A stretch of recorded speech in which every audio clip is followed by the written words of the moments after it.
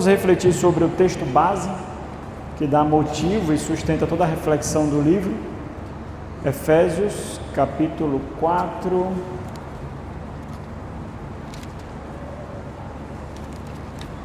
a partir do versículo de número 7.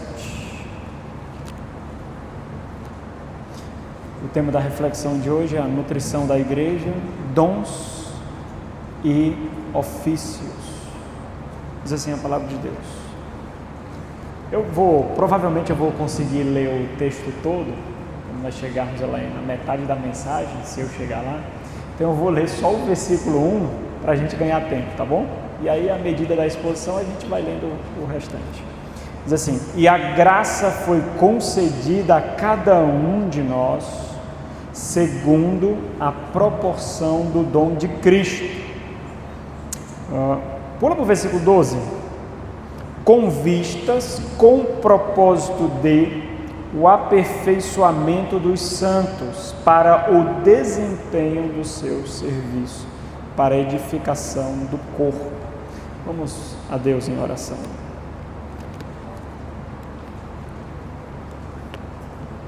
Nosso Senhor e Santo Deus, privilégio nosso estarmos reunidos ao redor da palavra do Senhor. Nós suplicamos vigorosamente, ó Deus, que o Senhor invada o nosso coração, que o Senhor nos tome para si, ilumina a nossa mente pelo Teu Santo Espírito, para que possamos compreender aquilo que talvez ainda não compreendemos. Que o Senhor nos ensine, nos constranja segundo a Tua palavra, mostra os recônditos mais protegidos do nosso coração, aqueles que não queremos expor, para que sejamos cuidados pelo Senhor, ó Deus. Que com a Tua graça, Teu maravilhoso amor, nós sejamos instruídos pelo Senhor e corramos de todas as formas para Cristo Jesus e encontremos nele, ó Deus bendito, a nossa plena satisfação e possamos enxergar a necessidade de olhar para a noiva do Senhor Jesus Cristo, assim como nós olhamos para Ele e assim como Ele próprio olha, como igreja gloriosa, ó Deus. Em nome dEle, rogamos a Ti. Amém. Meus irmãos, é possível que vocês, com muita facilidade, possam perceber um padrão destrutivo no meio da história do povo de Deus. Quando nós lemos de Gênesis a Apocalipse, nós vemos muita esperança, muito nardo de amor, muita graça, muita misericórdia, mas tudo isso acaba sendo superabundado diante da necessidade do povo de receber tamanha graça, tamanho amor e tamanha misericórdia. O fato de nós conhecermos quem nós somos nos faz enxergarmos a santidade de Deus de uma forma completamente diferente. Como nós podemos nos achegar diante de um Deus completamente santo, de um Deus perfeito, ou seja, Ele não é carente de nada, Ele é íntegro, não necessita de nada, e como podemos receber tamanho amor, tamanho favor da parte de Deus, tamanho cuidado, privilégio da fé, privilégio dos santos. Então, isso é ressaltado ao longo de todo o enredo bíblico, um padrão destrutivo do povo de Deus. Isso acontece infelizmente hoje também. Nós acabamos criando aquilo que condenamos e aquilo que matamos. Por exemplo, nós somos capazes de criar igrejas materialistas, onde há favorecimento e acepção de pessoas, e depois nós condenamos justamente aquilo que nós contribuímos para criar. Nós somos capazes de criar igrejas julgadoras, críticas, legalistas, e nós somos aqueles que condenamos justamente esse padrão. Nós matamos os nossos líderes e suplicamos ao Senhor para que Ele envie líderes piedosos, e nós não refletimos no fato de que líderes piedosos estarão comprometidos com o Senhor e não conosco, com as nossas comodidades, com os nossos sonhos. Então, nós vemos esse padrão destrutivo sendo inerente ao ser humano. Nós, por sermos tomados em todas as áreas e faculdades pelo pecado, lugar, não em toda a sua proporção, mas nós temos toda a potência para isso, nós acabamos desfrutando de um padrão destrutivo. Quem nunca quis condenar Israel junto com Deus? Povo rebelde, coração duro. E nós não olhamos para nós mesmos como nós deveríamos. Quando o Senhor Jesus pisou nessa terra, Ele proferiu algo que foi muito estarrecedor. Talvez isso também poderia nos fazer refletir sobre isso, mas Mateus capítulo 23, versículo 37, na primeira parte do versículo, ele diz assim: com muito pesar e dor, Jerusalém, Jerusalém, que matas os profetas e apedrejas os que te foram enviados. Agora vejam, algo ainda mais interessante. De acordo com o que nós vimos no primeiro sermão, e observando todo esse sermão aqui, não somente essa parte, esse versículo tem muitas implicações, nós poderíamos refletir sobre ele durante muito tempo aqui, mas nós pegamos ele para um gancho daquilo que nós vamos refletir. Mas, por exemplo, ele diz que ele é Deus, Jesus afirma aqui a sua divindade. Ele diz que ele enviou os profetas e líderes do povo. Ele diz que ele operou para realizar a obra que Deus, o Pai, determinou. Ele diz que os líderes do povo de Deus trabalham sob sua procuração, usando a sua autoridade como se fosse ele mesmo trabalhando, ele mesmo agindo. Ele diz que ao rejeitarem aqueles que ele estabeleceu como líderes sobre o povo, estavam rejeitando na verdade o Filho de Deus. Olha a continuação do versículo 37. Quantas vezes quis eu reunir os teus filhos, como galinha ajunta os seus pintinhos debaixo de suas asas. Ora, como ele fez isso? Através dos profetas e através dos líderes. O Senhor Deus não desceu em matéria, olhando para o contexto da antiga aliança. Ele fez isso através daqueles que ele enviou.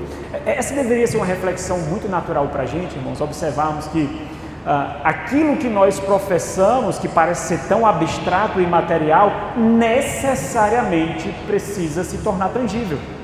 Nós temos que emitir provas, evidências factuais de que aquilo que nós professamos não é apenas um ansiolítico espiritual, não é apenas um afago em nossa consciência para que nós possamos buscar os nossos objetivos. Assim. Então, a fé, ela se torna visível para que outros vejam a Cristo através de mim, cumprindo, segundo o desenvolvimento dos reformadores, especialmente Martinho Lutero, no conceito de vocação, cumprindo a vocação que o Senhor me deu. Alguns como pastores, presbíteros, outros como diáconos, outros como evangelistas, outros como os mestres, outros como advogados, outros como médicos, outros como gari, outros como recepcionistas, outros como agentes administrativos.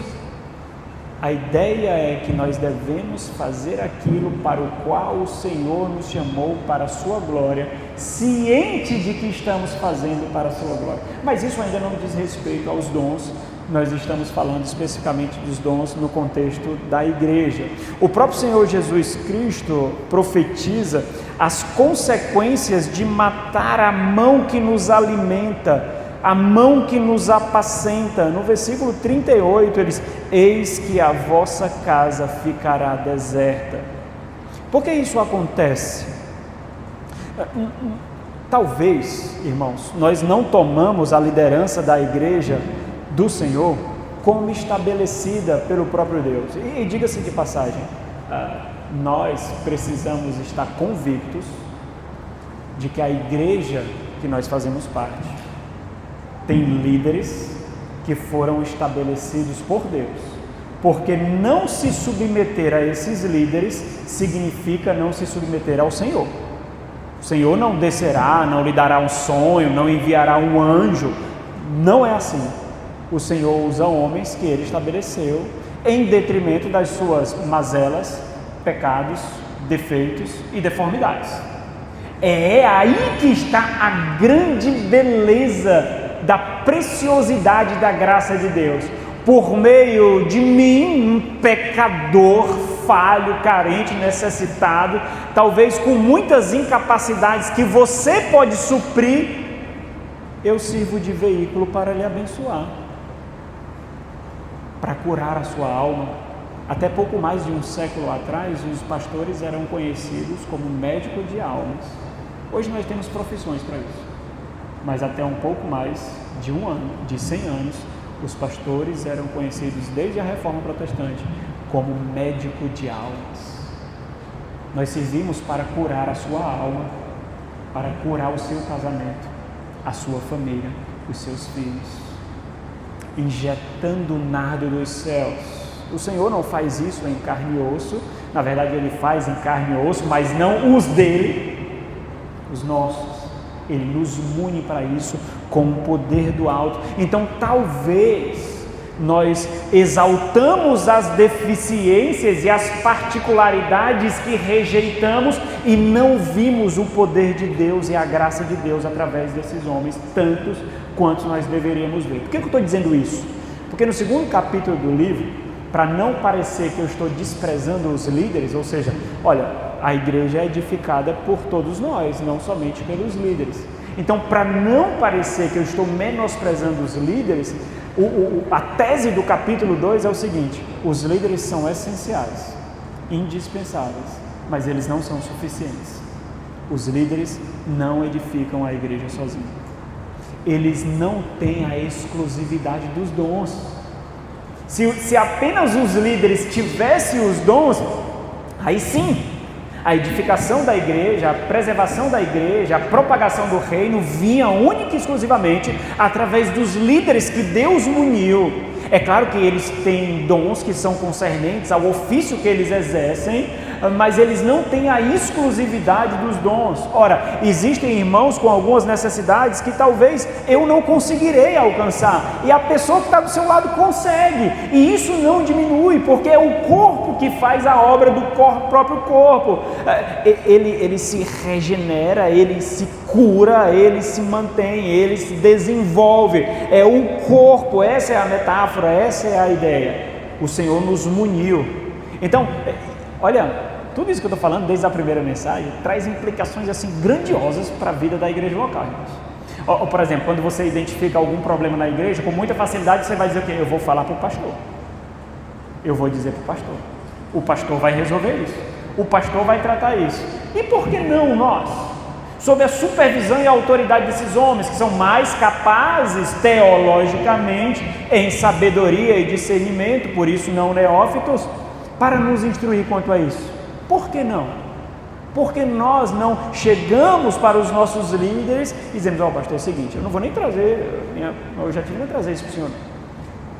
Eu sei que eu, por ter identificado e para guardar o meu coração, para não julgá-lo em condenação, eu preciso tratar isso. É um desgaste muito grande, é um desconforto abissal, talvez ele não entenda a minha abordagem, mas caso contrário, por ver um problema e não tratar o problema, o orgulho vai nascer em mim de uma forma mais preponderante que não deveria. Então eu, por ter visto, agora sou obrigado a cuidar. Então me diga só como é que eu faço aí, para eu não ser condenado pela irmã, pelo irmão, me diz.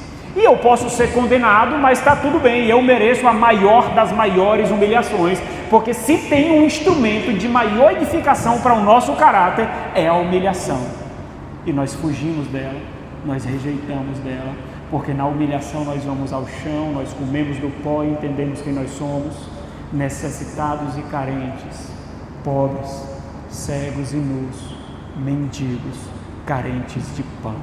É a humilhação o instrumento que faz isso. Então tudo bem, se não for aceitas as minhas palavras, mas pela minha edificação e para demonstração do cuidado do corpo, eu preciso fazer. Então, em nossa igreja, desde 2022, Igreja Batista Reformada de Russas, de quem eu trago um abraço, tenho orado muito por esse momento, para que o Senhor use com graça e por essa amada igreja. Desde 2022 nós refletimos na série chamada Oficiais da Igreja, Instrumentos da Graça Divina para a Preservação da Casa de Deus. São as exposições das epístolas pastorais. Eu dei uma pausa agora, os irmãos não estavam aguentando mais ouvir sobre pastor, presbítero, diácono, pastor, presbítero, diácono. Então eu dei uma pausa, estou fazendo outras reflexões, mas nós vamos continuar. E a ideia é que futuramente esse material também se torne um livro como manual para a consagração de oficiais da nossa igreja. E nós observamos ali, sobre esse tema, que a liderança é um caráter vital para a vida da igreja. O povo de Deus, ele não somente tem um privilégio de ter líderes, mas ele necessita de líderes. E isso não diz respeito só à igreja, faz parte da lei natural, a lei da natureza, estabelecida na criação por Deus. Aqueles que são colocados como cabeça, como regentes, como sacerdotes, como profetas, em todo o enredo da antiga aliança, por exemplo. O homem foi criado sob essa função e logo no início a mulher estava sob a sua autoridade e lhe seria a auxiliadora idônea para que ele pudesse cumprir o propósito para o qual ele foi criado. E diga-se de passagem, a mulher foi criada com esse propósito, ser auxiliadora idônea. Esse é o primeiro papel, o primeiro ofício de toda mulher, ser auxiliadora idônea. Ela foi criada para isso. E assim tem que encontrar graça, satisfação. No final das contas, é isso que significa sucesso, né? Você já tentou fazer um parêntese aqui, o que é felicidade? Já tentou identificar o que é felicidade? O mundo diz que felicidade é você ser um profissional bem-sucedido, um acadêmico ser bem-sucedido, conquistar bens. A felicidade significa única e exclusivamente encontrar o propósito para o qual você foi criado e ter plena satisfação nisso. Isso é felicidade. Felicidade, portanto, não está ancorada nos bens que você possui ou nos graus que você galga, porque eles podem ser removidos de você. Então, felicidade não é tão fluida, não é tão volátil assim. Felicidade é uma pessoa, é o Senhor Jesus Cristo, e quando você está nele, ninguém pode arrebatar de suas mãos. Isso é felicidade. Felicidade significa que você precisa de Cristo mais do que todas as coisas, e a embaixada dos céus que você experimenta Cristo é a igreja local, e você entende que não pode amar o noivo sem amar a noiva, e você não pode se entregar ao noivo sem se entregar à noiva. Então isso é compreender que felicidade existe uma liturgia e exige uma peregrinação. E quando nós corrompemos essas prioridades, quando corrompemos esses fatores, nós estamos completamente perdidos. Nós temos muitas ciências que dizem que resolve os nossos problemas, quando unicamente o nosso problema está em viver a vida simples e ordinária e comum da igreja local, para sermos apacentados e cuidados. Simples! Nós não precisamos de inúmeras e centenas e milhares de sessões de terapias. Nós não precisamos, não. Nós não precisamos. Nós precisamos daquele que formou a alma para que cure. É Ele. Ele formou a alma. Ele cura. E talvez a cura gera um processo não tão rápido como nós gostaríamos, porque Ele tem que forjar em nós dependência. Nós aprendemos tanto a andar eretos, Ele precisa nos curvar. E a nossa serviço é muito duro, né? Às vezes o processo é bem mais lento para que isso aconteça. Onde Ele fará isso?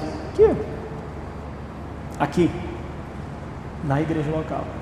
E, afinal de contas, se você entende o que é soberania de Deus, você entende que Deus decretou a sua salvação, os seus passos, a sua vida, mas também a igreja que você faria parte.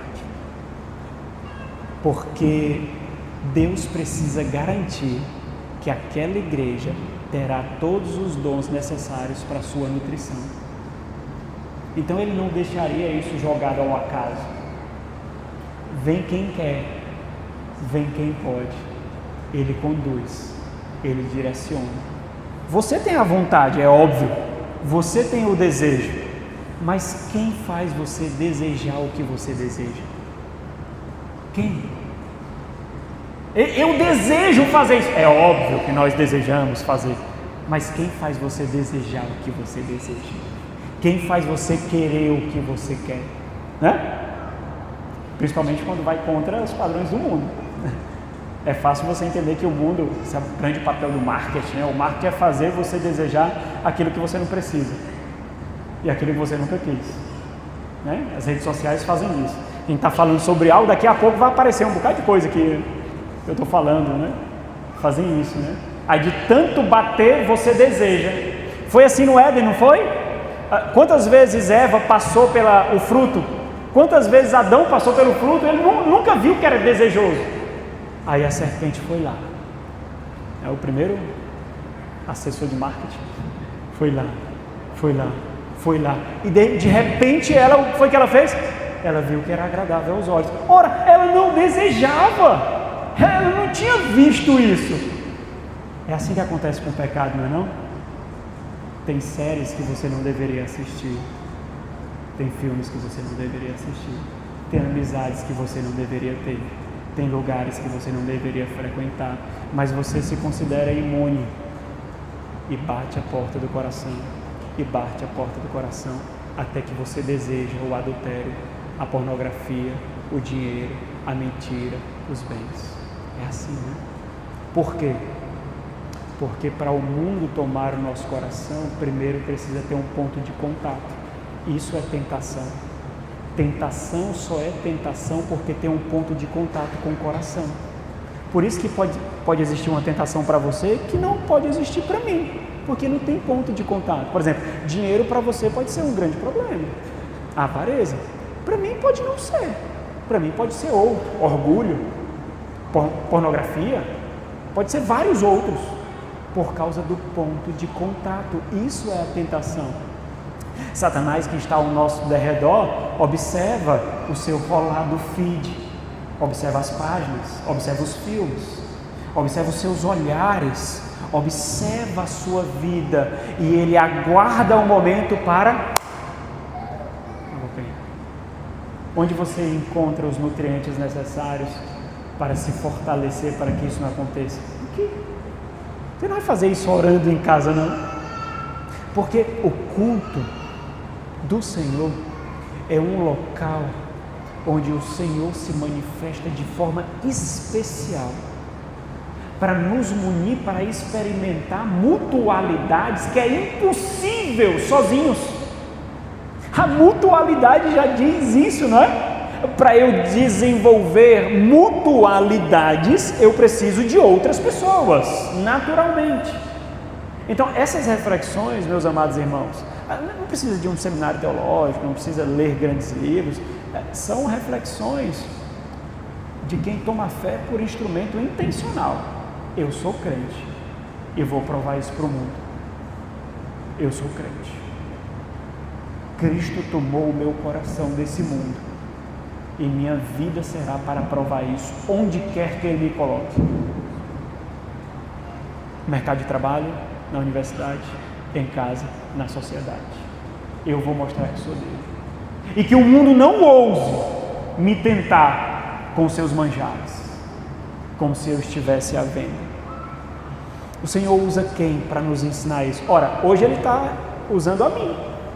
Eu não sou Deus, eu não sou um anjo, eu não sou o Espírito Santo, mas Ele está usando um pecador que carece abundantemente da sua graça. Ora, Ele fala por intermédio desses. Ele fala por intermédio da pessoa que está do seu lado. Aquela que você se acha superior, é mais culto, você enxerga nele pecados que você não tem. E talvez a gente julgue que ele não seria capaz de me aconselhar, ele não seria capaz de me orientar. Mas aí que é a beleza, não é ele não, é o poder de Deus através dele. Foi aí que a igreja de Corinto caiu, não foi? Achando que os dons eram para orgulho e arrogância. Eu ajudei ele, não. Eu fui lá e ajudei ele. Foi não, não foi. Você foi apenas um canal defeituoso, diga-se de passagem. Mas foi apenas um canal. E nós temos aprendido, irmãos, que o Senhor, Deus, Ele estruturou a criação justamente com essa necessidade. É por isso que não há liderança somente na igreja. Há liderança em locais onde ímpios vivem, onde ímpios mantêm a sociedade, debaixo da graça comum de Deus, para a preservação da humanidade até que Ele consuma o seu plano. Isso é o papel da graça comum. É por isso que o sol também nasce sobre ímpios, sobre justos e injustos, porque Deus determinou um tempo onde Ele vai consumar a sua obra. É por isso que nós vemos avanços tecnológicos, avanços na medicina, avanços acadêmicos, porque a graça comum faça com que a sociedade seja preservada para que o Senhor consuma a sua obra. É justamente por isso. E o Senhor envia vários instrumentos para nos mostrar que nós somos completamente carentes dele. Então, a liderança, ela é essencial, ela é vital, nós não sobrevivemos. Tira os pastores daqui, para ver quanto tempo vocês aguentam. O corpo será deformado, a estrutura será deformada. Aquelas pessoas que você não tem coragem de confrontar, ganhará espaço, porque sempre tem, toda igreja tem. Igreja é igreja. Às vezes quando perguntam para mim, pastor, como é que está a sua igreja? Graças a Deus, só tem os problemas descritos na Bíblia. Quando apareceu um problema que a Bíblia não descreveu, aí eu vou temer. Porque é guerra, é luta, é necessidade, é perseguição, é dificuldade, é oração, é perseverança intensa. E qual é? Se os irmãos pensarem o que é perseverança, só há perseverança porque há luta e obstáculo. Né? Sem luta e obstáculo não tem por que perseverar, a gente só caminha, né? A gente só peregrina. Então, há deformidade quando não há alguém guiando, alguém conduzindo. E isso muda a forma como nós oramos pelos nossos líderes, como nós aceitamos a sua repreensão. Não importa quem nós somos. Algo muito característico, irmãos, na história da igreja, é que nos primeiros séculos havia muitos relatos de que em determinadas localidades, escravos e senhores eram cristãos. E durante a semana, os escravos eram submissos aos seus senhores, e quando se reuniam para cultuar a Deus, os escravos eram os seus pastores. E os senhores entendiam que ali não era um escravo dele, mas um escravo de Cristo. E ele entendia que não importa o que o mundo faça para exaltá-lo na sua profissão e com os seus títulos, ele é um miserável pecador que carece da graça abundantemente. E ele baixa a cabeça e vê que Deus pode instruí-lo por meio de pessoas que têm menos poder aquisitivo e menos grau acadêmico, menos conhecimento acadêmico, porque é a graça do Senhor que faz isso. Graça. Nós perdemos isso muito. Nós ouvimos mais a voz do mundo e nos tornamos míopes e surdos para a voz de Deus. É por isso que igrejas reformadas não crescem tanto, não. Às vezes demoram um bocadão para crescer. Elas não estão comprometidas com os nossos sonhos, a não ser que sejam os de Deus, com as nossas necessidades, a não ser que seja Cristo. No livro eu digo assim, entenda, a liderança pastoral é indispensável, mas não exclusiva na tarefa da edificação. Nesse sentido, existe uma responsabilidade compartilhada entre os membros, mesmo que não haja anarquia ou democracia, mas uma estrutura segundo o princípio bíblico do sacerdócio universal de todos os crentes. Isso significa que cada membro deve ver-se como um agente ativo na promoção da verdade, do amor e da santidade no corpo local. Essa é a nossa responsabilidade. Então, por exemplo, nós vemos a graça de Deus em duas tonalidades. Nós temos a graça salvadora e nós temos a graça capacitadora, que é a graça para o serviço. Aqueles que são atingidos pela graça salvadora necessariamente são tomados pela graça capacitadora, que nos mune com dons. E aí eu gostaria de refletir com vocês em dois pontos. O primeiro ponto, com certeza eu vou refletir. O segundo, se eu não refletir, você vai ter que comprar o livro para ler. O primeiro ponto é o seguinte: a recepção dos dons exige o seu exercício. Receber os dons exige o seu exercício. Segundo ponto, ter os dons não exige o seu ofício. Ou seja, o fato de possuir dons não quer dizer que eu tenha que exercer o ofício para o qual aquele dom aponta. Por exemplo, eu posso ter o dom de pastoreio e não ser pastor. Por exemplo, não existe pastoras nas Sagradas Escrituras, mas existem mulheres com dom de pastoreio.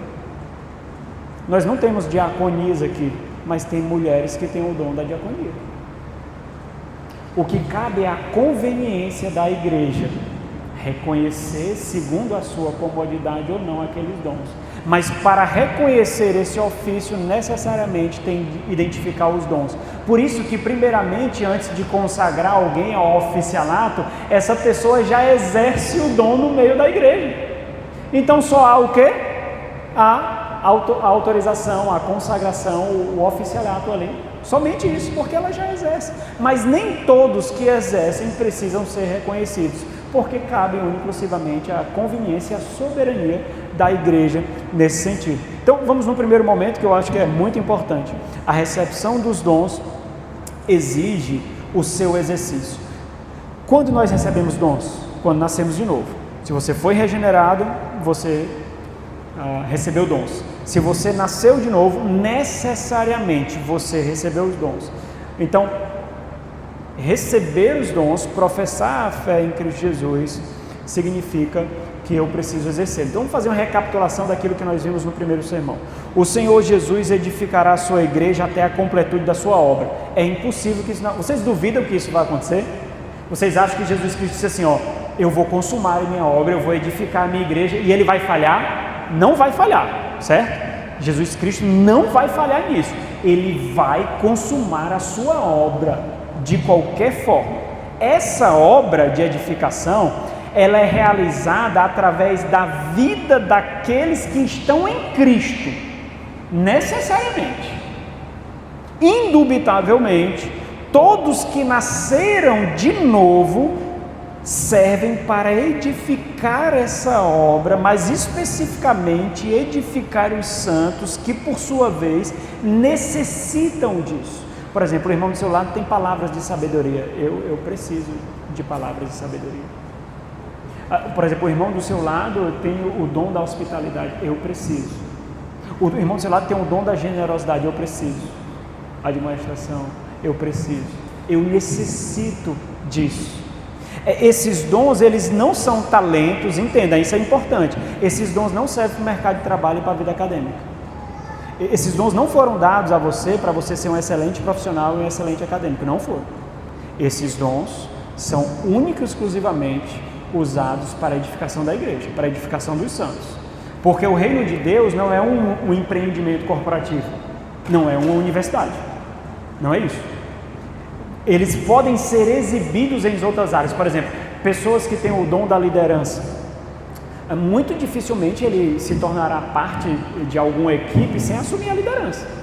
Ele acaba, de alguma forma, se promovendo ali sem buscar. Então, todo momento ele é buscado a liderar. Todo momento, às vezes ele nem quer, mas todo instante ele é empurrado para a liderança. Empurrado.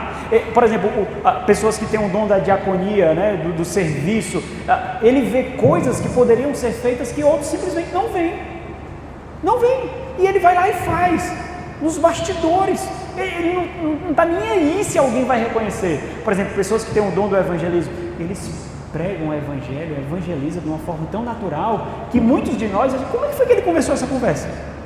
Ele evangeliza no ônibus, no metrô, no avião, numa fila. Como é que ele fez isso? Parece tão difícil para mim, não é? Então, essas pessoas avançarão com o reino do Senhor.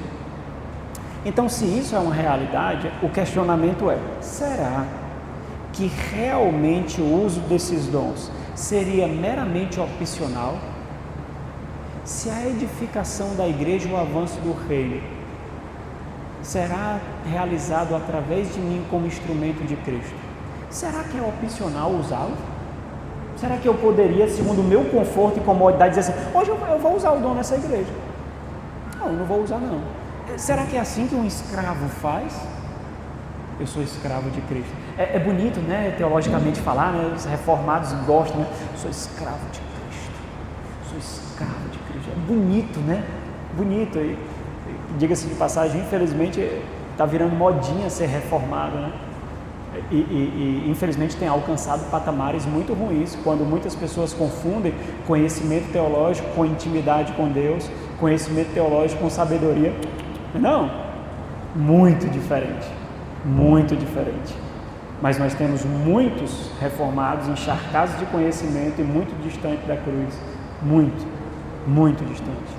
E infelizmente a igreja do Senhor não aprendeu a discernir isso não também, viu, irmãos? Porque nós confundimos oratória e conhecimento com unção do Espírito Santo. Nós confundimos isso. Os influencers estão aí. Que, diga-se de passagem, uma grande desgraça. Não existe rebanho virtual. O púlpito que vos pastoreia é esse daqui, ó. Ninguém tem mais autoridade. Pastor Augusto Nicodemos não tem mais autoridade que esse púlpito. Pastor John Piper não tem mais autoridade que esse púlpito. Influencer que tem 2 milhões de seguidores não tem mais autoridade que esse púlpito. Esse púlpito é o metro quadrado de maior autoridade na terra para os crentes. Esse daqui. Aqueles que nós conhecemos todas as deficiências dos nossos pastores. É aqui. Né? É aqui. Então, será que é opcional exercer os dons se ele é tão importante para a edificação do reino e da igreja? Será que não usar esses dons não significa nada? Eu posso simplesmente não usá-los? Nós não vemos isso, mas você sabe de onde vem a sua, sei lá, imaturidade? Você sabe? Você sabe de onde vem os problemas no seu casamento, então? Porque problema, isso não quer dizer que existem casamentos que não têm problemas. Mas existem problemas que não se tornam problemas para alguns. Já pararam para pensar? Porque a gente já está com o couro tão grosso, que o mosquito pica e não dói. Não dói. Outros estão tão fragilizados que quando o mosquito pousa, aí vem uma alergia desgraçada. Então não é que não tem problema. Acontece que o Senhor nos edificou em maturidade, nos gastando para algo além de nós mesmos, que existem problemas que não são problemas para nós, porque a maturidade dilui, né? É por isso que os mais velhos ensinam quem? Os mais novos, eles passaram por isso. É por isso que as mulheres mais velhas devem instruir as mais, como serem excelentes donas de casa. Não é empresária não, não é acadêmica não, excelente dona de casa. Excelente esposa, excelente mãe. É assim. A gente percebe quando o nosso coração está à deriva, quando os padrões de sucesso e felicidade do mundo tomam o lugar das Sagradas Escrituras. Por exemplo, algo que acontece com muita facilidade. O mundo, ele acha que tem as rédeas em nossas vidas. Por quê? Porque ele diz para você o que é bonito ou não. Assim, está na moda usar essa calça, usa. Está na moda cortar esse cabelo, corte. Está na moda assistir essa série, assista. E a gente vai. Olha, você acha que isso é o que? É um laboratório. Ele começa com coisas que parecem insignificantes e ele vê que manda em você e então ele vai lhe tomando aos poucos. Olha, observa isso. E a nossa falta de intencionalidade faz com que nós não percebamos isso. Quem determina o que é belo ou não é o Senhor. Não existe conceitos abstratos de beleza, não. A beleza pertence a Deus. O belo pertence a Deus. O bonito pertence a Deus. Aí você vê desfiles de moda com roupas absurdamente enlouquecidas, que são destacadas como se valessem milhões, que ninguém teria coragem de ir para uma faculdade com roupa daquela, para um trabalho com roupa daquela, uma coisa feia, absurda. Mas porque injetaram valor sobre aquilo, e por injetar valor sobre aquilo, nós simplesmente recebemos isso como valor. É que nem o adesivo da maçãzinha, você está no seu carro, né? Ó, irmão, não vi o carro de ninguém aqui não, tá bom? Por que ninguém bota o Androidzinho? Não é? Você não bota o Android, mas bota a maçãzinha, por quê? Porque é um status ali, é um status, não é? Lá em Fortaleza, em Russas também tem, em Russas é uma cidade de 80 mil habitantes, mas tem aquelas igrejas bambambam, né? Mas em Fortaleza tem muitas igrejas assim, são mega church, né? São igrejas, rapaz, que o Tiro Lipa faz parte, o Wesley Safadão, aquele negócio, quando ele morava por lá. Então o pessoal tinha no carro o adesivo: estou na videira, sou na videira, sou IBC, que é a Igreja Batista Central, estou na IBCeita. É um status. Eu sou crente, eu amo Jesus. Não. Por quê? Porque estar lá me confere um status diante da sociedade. Então, quando a gente percebe isso, a gente começa a mostrar que o mundo ele tem algumas rédeas sobre as nossas vidas. E ele determina o que é prioridade para a gente. Ele diz assim, prioridade é você se gastar para dar o melhor para a sua família. Cristo fica para um dia da semana e um expediente do dia. Cristo não é o melhor para a sua família de segunda a sábado, não. É só de domingo de manhã. Aí ele é o melhor para a sua família. Nós ensinamos os nossos filhos a se gastar por tudo, menos em oração, leitura bíblica e conhecimento do Senhor. Quando eles vão para a universidade, eles abandonam quem? Ora, é natural. Ele morreu pelos estudos, ele vê valor em quê? No estudo. Então, não é que ele abandonou a Cristo, ele nunca esteve em Cristo, o coração dele nunca esteve em Cristo, e aí a gente demoniza as universidades, como se as universidades fosse o local onde todo mundo pede a fé. Não, os pais nunca cultivaram a fé, cultivaram doutores, procuradores, juízes, concursados, profissionais, cultivaram tudo, menos um crente. E aí eles, quando vão na universidade, eles só têm o quê? Só tem isso. Então, ele nunca se gastou por Cristo. Ele nunca diz o seguinte, pai, eu tenho que estudar, depois do devocional, o tempo de oração. Não, pai, mas é porque eu vou... Não, depois do devocional, tempo de oração. Lá em casa, me permitam um exemplo, os meus filhos nunca completam as atividades de casa, nunca. Sempre chega na escola com a atividade inacabada, sempre. E aí eu pago escola particular, então não pode dizer nada não, né? E se fosse pública, aí que não podia voltar para fora mesmo. Então, sempre. Então é o seguinte, primeiro, devocional, aí vem prestar conta comigo, anotado. Prestou conta, amém. Faça umas aplicações, orou, orei. Vamos orar mais uma vez, oramos, pronto. Pode fazer suas atividades. Acabou. Se não deu tempo, então não faz. Pai, eu vou tirar 0. Responsabilidade sua, culpa sua, vacilou, vai ficar com vergonha, vai ficar reprovado, vai fazer recuperação, porque você foi displicente. É claro que não dá para fazer isso com criancinha, né? Mas você vai instruindo. A gente instrui sobre as consequências das nossas escolhas. Por que você está de castigo, meu filho? Porque o senhor é ruim. Não. Porque você fez isso. É quando a gente leva as últimas consequências a palmada no ventilador, né? A criança bota a mão no ventilador e ventilador ruim, bateu no menino. Não, manda ele botar de novo. Bota lá. Bota. É causa e efeito. Consequência. Porque o mundo não vai dar palmadinha nas outras pessoas que ferem os nossos filhos, não. Vão massacrar os nossos filhos. Só que o mundo ele vai fazendo isso com que nós nos gastemos por tudo, menos para a igreja. E o Senhor nos muniu com poder celestial, irmãos, para edificar a noiva. Observa, nós somos instrumentos de embelezamento ou de deformação. Nós podemos causar ruga, ou nós podemos, sei lá, botar aqui uma base, né? Blush, uma base, um blush, negócio. Nós podemos. Ou nós podemos causar rugas, nós podemos causar deformidades, e isso depende única e exclusivamente de quem ou onde está o meu compromisso com o Senhor. Então, essa obra de edificação, irmãos, ela é uma necessidade no meio do corpo, porque é assim que o corpo ele é nutrido. Então, por exemplo, se a minha igreja é muito imatura, por quê? Às vezes o pastor está se matando aqui de pregar expositivamente, na escola bíblica dominical, no aconselhamento, mas a igreja não está comprometida. Então é fácil apontar o dedo para o outro para nos tirar da nossa responsabilidade, não é? Isso ainda nos torna imaturos, mas nos dá aquilo que todos nós perseguimos, que é paz de consciência. No final das contas, as pessoas não querem saber se estão certas ou erradas, querem ter paz de consciência.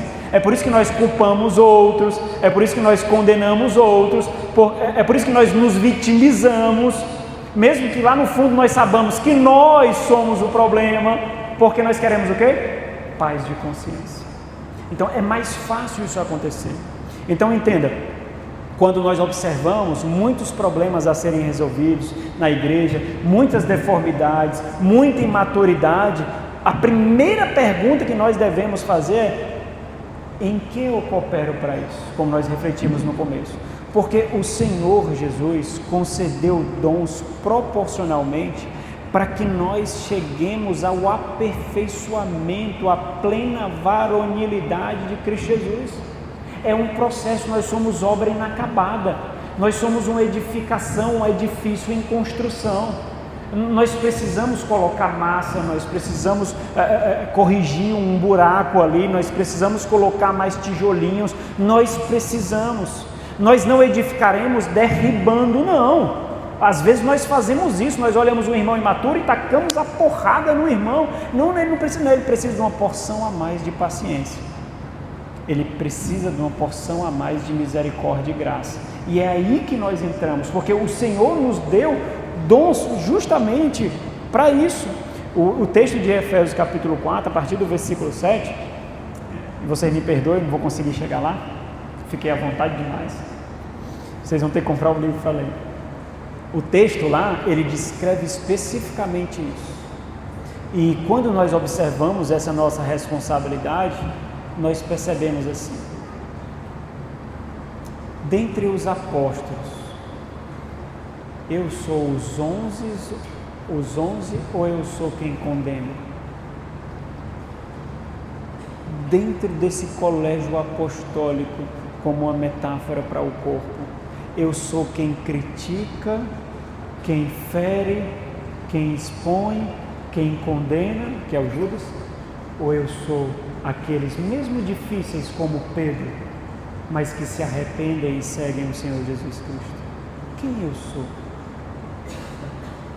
Porque nós sempre vamos desfrutar em alguma medida de características muito similares. Eu posso edificar, eu posso deformar. Então, irmãos, o que nós precisamos fazer é uma autoavaliação da profissão que nós fizemos. Dizer que é crente em Cristo Jesus é o primeiro passo, mas não é suficiente. Outros precisam atestar a nossa fé. É por isso que nós fazemos profissão pública de fé. É por isso que nós somos levados diante da congregação para sermos recebidos na membresia. Porque não importa o que você fala, se outros não atestarem sobre o que você fala. Outras pessoas têm que mostrar que veem Cristo em você. E é aí que nós usamos o poder de Cristo. Olha a grandeza disso, irmão. O poder de Cristo em mim, pecador, desgraçado, pecador, mas não inútil. Não inútil. Às vezes nós queremos ser muito humildes, né? Eu sou um servo inútil. Não inútil. Inútil não. Talvez eu não me dou tanto quanto deveria. Talvez eu sou relapso, negligente. Mas o próprio fato de reconhecer isso é uma grande parte da obra. O poder de Deus exala por mim, por você. O poder de Deus toca outros por você. Como nós estamos na administração desse poder, na exibição desse poder. E aí, para encerrar isso, a minha negligência, ela pode significar muitas coisas. A minha omissão e a minha negligência. Pode significar imaturidade, mas também pode significar que eu não sou convertido de fato. Porque, juntamente com o dom, o Senhor nos dá o ímpeto para usá-lo. O Senhor nos dá o desejo para usá-lo. Por que eu não tenho desejo? E não quer dizer que ele não está aí, certo? Quer dizer que o mundo entulhou tanto que você vai precisar arrancá-lo em instrução e oração, e jejum, instrução e oração. Vai precisar tirar esses entulhos. Vamos a Deus em oração, então. Nosso Senhor e Deus, nós somos absurdamente dependentes do Senhor. Essa obra de edificação da noiva do Teu Filho é impossível a nós, ó Deus. Nós não conseguimos. mas nos sentimos privilegiados por saber que não depende de nós. O Senhor nos dá o privilégio de desfrutar dos ares celestiais todas as vezes que nos reunimos para a exaltação do Teu nome, para a proclamação da glória de Cristo, para a edificação da igreja e avanço do Reino. E por isso damos graça. Leva-nos à necessária reflexão, ó Deus. Instrui-nos, em nome de Jesus. Amém. Muito obrigado, meus irmãos.